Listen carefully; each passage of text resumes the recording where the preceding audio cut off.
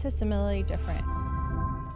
Have you ever said no and then followed up with like 3 to 5 sentences about why you said no? Because the crippling anxiety that came over you of you probably being misunderstood or being taken out of context, or like right after you said no, it felt like you just jumped from a bridge. Because like I've been there many, many times. And I think one of the hardest things in the last 10 years is to learn to say no without guilt. And whether you're a recovering people pleaser like myself, whether you're still sitting very strongly in the people pleasing category and can't seem to get yourself out of it, or if you've already mastered it, I think this is the episode of what we're going to talk about today, because it's something very serious. And I think that people pleasing and learning to say no without guilt is something that I continue to have to train and work that muscle, because one, it gets easy in a category. Like once I've mastered it in a certain category, whether it be with friends or work or the people I'm comfortable with at work, you level up. And in the leveling up means new different types of relationships, new different people that you're going to come across. And in all that, it makes it again uncomfortable, at least for me. And that's just me being honest.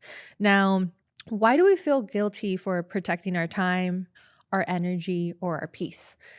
It's something that, as a recovering people pleaser and one that sometimes even relapses, I just think of things from all different categories, viewpoints. There's actually this movie, and I actually wonder if you've ever seen it. It was called Stopwatchers. I think it was like on Disney or something. And it was about this kid in New York riding a bicycle, and he had a watch and he was able to stop time and do things. But in the stopping of the time, he was able to see all the different routes that the next step would take. So he was, let's say, on, I don't know what the street of the main street of New York is, but he was on the main street of New York riding his bicycle, and then he would stop the time and it would show him if he goes straight and then makes a left and makes a right, he's gonna get there at this time. If he goes around this car and then goes over da da da, and if he goes around here and then under that tunnel, it's gonna get him there. And then he would choose whichever one he wanted. And for me, that is how my brain works. The way my brain works is I'm always thinking of the what ifs, or oh man, what if I say this and they're gonna think that, and if I say that and if they're gonna think that, you know what, I'm just gonna do it. I'm just gonna do it, and I'll just move things around. And then I create so much stress in my life because I'm having to move schedules, to overpack myself, and then in turn, when I'm by myself at home, I'm either tired, burnt out, or in a circumstance that I didn't want to go with something. I'm now in the scenario that I didn't want to be in. Why? Out of the fear of rubbing people the wrong way, out of the fear of being misunderstood, of being let go of not being enough or being too much for people. And as I've gotten older, I've learned to stop. I think no and sorry are two big words that we really have to focus and work on removing from our vocabulary. Now, be very aware when to say sorry, in the sense of when you hurt someone's feelings and they've literally came to you and said, hey, you hurt my feelings, like let's talk about this. But you don't need to say sorry to every little thing that may make somebody feel uncomfortable. And the same thing goes for a no. No's, when you first start releasing them, it's like, no, no, no. And like even before that stage, I would be like, hey, sorry, I can't. Because this, and it's like, the person doesn't care. You said no. But because of the fear of me telling you no, I felt like I had to over deliver and overcompensate a whole reasoning in hopes that this reasoning will make it validated for my no. When no can be a full sentence, no can be no. And I don't have to actually tell you why. It's just no. And I think a lot of the times people kind of don't sit right with that. But if they was in their shoes, they would say no. So as I've gotten older, I've gotten used to saying no. And I think now, like, I find fun in the uncomfortability, because we all know this, right? In discomfort, you grow. In moments of, unassuredness, if you move and you shift and you step into things, you're going to grow and you're going to evolve. So now when I have to say no, I find it fun because in self, I'm sitting to my truest self, but as well, I'm forcing myself to move through the discomfort of saying something and standing my ground because my peace, a lot of times I have not put at the value where it belongs out of putting others people's peace on top of it. And it's not being selfish to say no. It's understanding your bandwidth, understanding what you're okay with, and understanding what you're not okay with. And as I've gotten older, I've gotten better at that one. Now, we have different types of no's and people in our life that we have to learn how to train the no. Now, one of them could be the friendships. So, the can you just friend who never ever respects your time. Can you just come over? Can you just come with me to this? Can you just do this for me? Can you just do that for me? Can you just? No, I can't. Feels awkward, right? It's like a little bit uncomfortable, like, oh, no, I can't.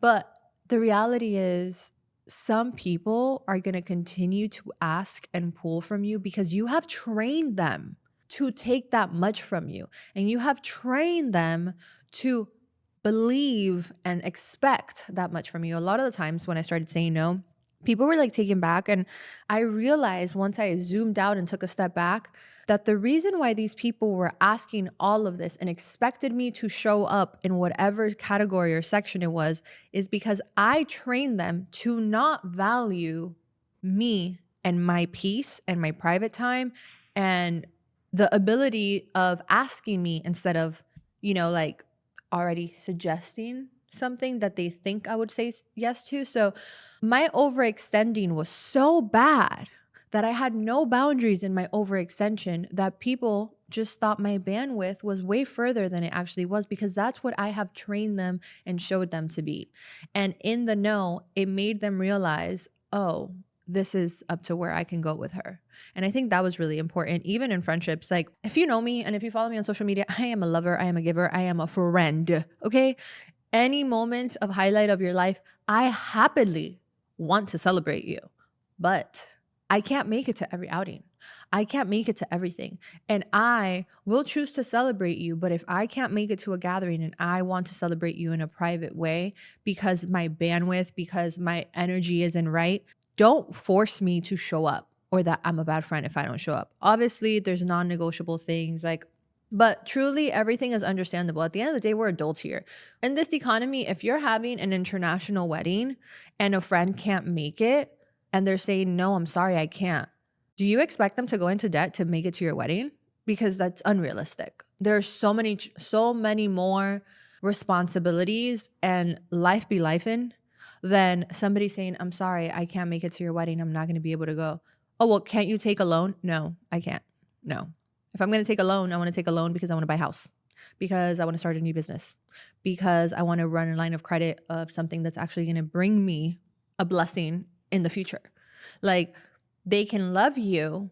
And I say this because like weddings are such a tricky topic, right? But even in that, when you are planning your wedding, are you planning your wedding for yourself or are you planning your wedding for your in-laws, for example? Because you can tell your in-laws no as well.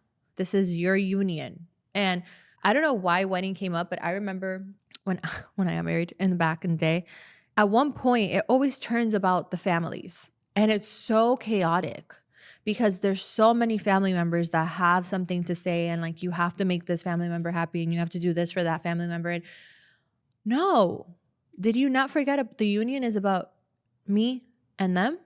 It's not about the extended family. We are now stepping into creating our own immediate family. So I think that's really important as well as, the guest. Even now, when I am to get married again, I think that the bridesmaids even is such a big thing, but also the maid of honor. I think it's such an authentic thing that if you ask somebody to be a maid of honor, comes with such responsibility. And the maid of honor understanding that if she has to say no, it's okay. If she doesn't have the bandwidth, if she doesn't have the capacity to carry the title, to carry the responsibilities that come with it, I think I would have appreciated if my maid of honor that I chose then told me, hey, I can't do this right now, then her take it on and literally throughout the whole wedding be so bitter, which ultimately ended up ending our friendship. So that's a little tidbit on that. Now, boundaries, they're not walls. They're guidelines. And I liked Boundaries. A book that's really good from a guest in season 1, Terry Cole, is Boundary Boss. It's a really, really good book. So if you want to check it out, put it to your Audible, add it to your Amazon. It's really, really good. Boundary Boss. Boundaries aren't walls, they're guidelines for respect. And how do you expect anyone to respect you, anyone to know your bandwidth if you have no boundaries? You're the one that creates the walls. Now, walls don't need to be the same type of walls that you create when you're scared, when you're fearful, when you're blocking from people coming into your life and getting to know you. Those are different. Those are just like cement walls. We're talking about wallpaper walls. Boundaries are fun. They're light. They are a structure that can look beautifully. And I think a boundary can be beautiful. Can we make boundaries beautiful? Because I appreciate a friend now telling me, hey, I don't have the capacity for that, rather than ghosting me or not communicating or lying to me and being bitter at whatever they're doing that I asked them to do. Because I rather, and I can have the understanding of someone not having the capacity for it. But for myself, I liked boundaries so bad that I would burn out continuously. I would just feel so low energetically. And it was because I was just, pouring out to people continuously with like no regard in how much water I had left in me, how much charge I had left in me. And I think that as I started to create boundaries, I started to learn. And I think some myths are that boundaries are rude, which is false. Avoiding resentment is respectful, and you avoid resentment by communicating and creating a boundary to let the person that you're dealing with in any capacity know what you can and can't do, what you can and can't show up for, where you can meet them in the current state that you're in. I owe people an explanation. Nope. You owe yourself peace. And I hope you remember that, because I think I chose to live in chaos instead of give myself peace out of giving myself to others and putting myself in, honestly, when you really think about it, in such a pedestal, like, oh my God, they're going to be heartbroken if I don't show up, if I don't do the most, if I don't do this. They'll be fine. Trust me, they will be fine. As long as you communicate it without over explaining yourself and you just say, I just don't have the capacity for it right now, they'll be fine. And if they don't, then they're not your friend. They lack grace, they lack empathy, and they lack understanding that there's some shit that could be going on in your life that at this moment is more important. And I know that for me, the mental health, the okayness, the calmness in my friends is more important than anything, because life is hard, especially as we get older, especially in today's economy, especially in today's world of like social media and the president and society overall. So that's another one. Now you may say, I can't say that to them. You don't understand, Yanina. I can't set boundaries. They'll leave me. So leave. Do you want me to open up the door for you? Because I feel like somebody that doesn't value you won't understand that you are at 3%. But somebody that does value you is going to say, wow, they're telling me this. I know this friend, family member, coworker would if they could. But right now, they're going out of their own way, making it so uncomfortable to put themselves in a place of vulnerability to let me know that they can't meet me there. And I think that's where I try to frame myself when I have been told no in the past. And whether people think of that thought process when I say no to them, it's not for me to think and dwell on. If they don't like it, sorry, then maybe you're not for me. Now, when you honor your own boundaries, you teach people how to treat you. And we already talked about that. A lot of the times we're so frustrated with the fact that people are, expecting this from us and wanting that from us, but you literally taught them how to treat you. So it's the retraining. And sometimes retraining is more expensive. Retraining is harder because you're having to cut old habits that you literally placed in front. And no one can treat you a certain way without the fact that you allowed them in the first place. So keep that in mind and don't go beating yourself up. That is not the whole process of that line. It's for you to actually take a zoom out and be like, oh, okay, got it. I never checked it. I never regulated it. And I never told them that that wasn't okay. So how are they supposed to know if I've allowed it every time? Now, when others set boundaries, it's not rejection, it's actually them being honest. And I want you to remember that because it's so much easier to remember that when you're saying the no, and so much harder to remind yourself of that when you're receiving the no. So if you're receiving a no, instead of instantly being like, they don't care about me, wow, what a friend. Wow, I've been there for you all these times and you can't. Maybe take a second and be like, what are they going through? Kind of recollect what their life is like that you do know or that you don't know, but maybe they've been off lately. Maybe they've been quiet. Maybe you have seen that they've been working a lot, and to you, hanging out with you is going to be a stress reliever. But what if actually, because they've been working so much, they actually have no time for themselves? Maybe they haven't been sleeping. Maybe they've been crying about a family problem or a guy and you have no idea about because they haven't been able to come to you, or financial problems, like a real problem. Maybe they're battling with a health problem. I have a friend who battled with a health problem for 7 months privately and did not tell not one of us.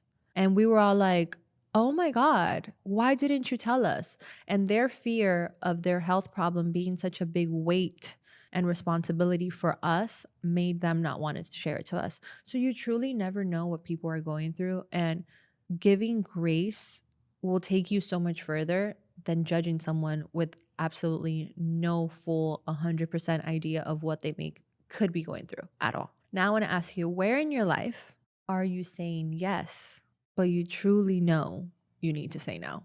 Think about it. Is it at work? Is it the amount of responsibility that was given to you from the get because they don't care or aren't even acknowledging that you may have a personal life out of this? Is it with friends? The one that is pouring everything onto her, but you've never even told her out of fear that she might get her feelings hurt, that right now you also have your shit to deal with? And maybe she hasn't even asked about your problems. Or maybe is it your partner who lacks hearing you out or hearing your point of view or being gentle with you, because if you don't see their way, they don't even want to continue a conversation of any sort. Really ask yourself that. And I think whatever pops up first is going to be your answer of where you may need to start setting some boundaries and start saying no. Because I've said this before, you can't work if you're at a 3%, whether that's mentally, physically, emotionally, spiritually, but you're still out here trying to give 100. Make it make sense. All right, so we have a similarly curious question. It says, hi, Yanina. Is it normal to feel guilty for not wanting to go on a second date, even when there's no real spark? I keep saying yes out of politeness, even when I already know I'm not feeling it. I think a part of me doesn't want to hurt anyone's feelings or come off cold, but I'm also realizing I'm giving my time away to be liked. How do I handle this without ghosting and feeling like the bad guy? Similarly curious, Anonymous. So real quick, there's two ways to this, right? Because I've been the person that has given a chance to 2 to 3 dates with a person because I genuinely can see they are shy. It's not because I don't like them at all. I still have to like something about it, whether it be a story and the way they shared it and their perspective on a topic, whether it be that like I do find them amicable or something like that. But if you're telling me cold-blooded, like this is not my person, this is like, if they've, let's put it this way, if they checked off a non-negotiable for you, there's no reason why you should go on a second date. They checked off non-negotiable for you. So there's your no for the next date. And I think that a lot of the times you said, how do I handle this without ghosting and feeling like the bad guy? It's the fact that you feel like the bad guy for knowing what you want. And if they checked off a non-negotiable or never checked off even an interest of the way they thought about something, the way they answered something, their hobbies or their experience in life, then you're not a bad guy. If anything, you're a bad guy by going on a second date and wasting their time and money. You're a bad guy by not honoring yourself to think and to truly believe that there has to be something else better out there for you and that there is something out there better for you. So I think that being the bad guy is not always giving a no. It's actually never giving a no.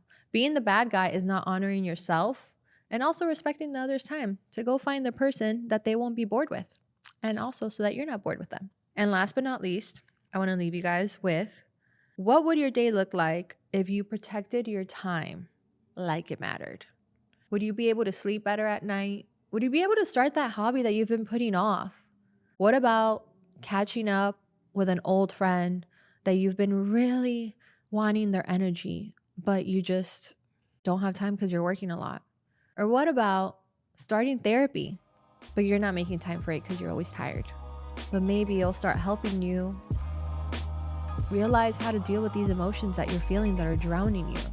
Just think about it. And, at the end of the day, we're all going through something. We're all human. And you're not going to always get this the right way, whether you're the receiver or the giver. But I think having more awareness on the no's that we're receiving, as well as the no's that we need to start giving, is so important. So I'll leave you with that. And until next time.